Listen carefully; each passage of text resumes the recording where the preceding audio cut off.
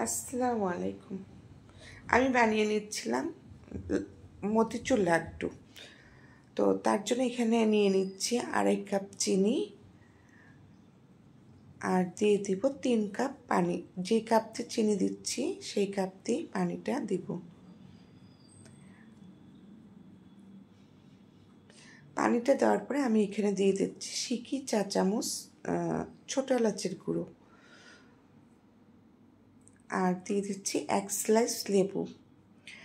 আর এই লেবুটা দিতে হয় কেন এটা আমরা অনেকেই জানি, অনেকে বলতে এখন সবাই জানি, যারাই আমরা পেট চালাচ্ছি বা যারাই আমরা রান্না দেখে শিখে মানে আসলে এটা দেওয়া হয় খুরমার উপরে যে চিনিটা যে দলা বেঁধে যায়। আর এই লেবুটা দিলে কিন্তু সেরকম যখন আপনি লাড্ডুটা বানাবেন সেই দলাটা হবে না, মানে চিনিটা এরকম দলা ধরে যাবে না।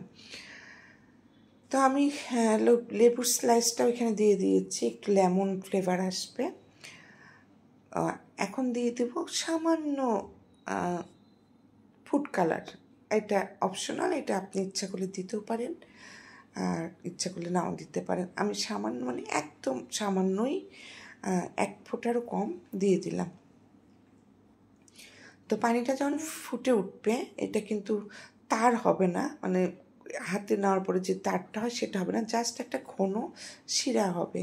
আর এরই মাঝে কিন্তু আমি বুন্দিয়াটা এরকম ব্লেন্ডারে একটু মানে একবার করে পেস্ট দিয়ে দিয়ে এইভাবে করে নিয়েছি। এটা কিন্তু এই প্রসেসিংটা আমরা সবাই জানি। আর সবচেয়ে বড় কথা একদম গুঁড়া গুঁড়া যদি বুন্দিয়া হয় মানে হাতে বানানো যদি হয় সেটা কিন্তু না করলেও হয়, না করলেও অনেক ভালো হয়।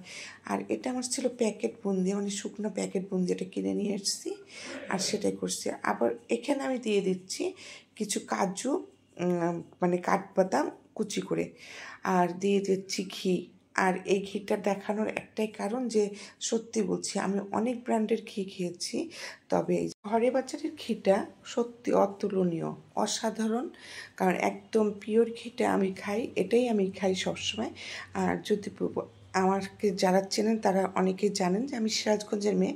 সিরাজগঞ্জে অরিজিনাল ঘিটা পাওয়া যায় আর আমার সেরকম আমি সিরাজগঞ্জ ঘি চিনি, মানে ওখান থেকে আমি কেজি কেজি ঘি নিয়ে এসে খাই। কিন্তু যখন হালাল মানে এই বাজার ঘরে বাজারের পেলাম সন্ধান পেলাম তখন থেকে কিন্তু আমি অনেক প্রোডাক্ট যেমন সরিষার তেল, মশলা, বিভিন্ন রকম মশলা, খেজুর, মধু, এগুলো আমি এখান থেকে নিয়ে নেই, লাচ্ছা, ঘি।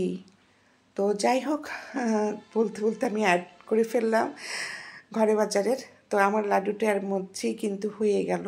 একটু আমরা ঢেকে রেখেছিলাম 10 মিনিটের মতো। তারপর তো প্রসেসিংটা তো সম্পূর্ণ দেখে নিয়েছেন, বলে দেওয়ার কোনো অবকাশ নেই, মানে দরকারই নেই।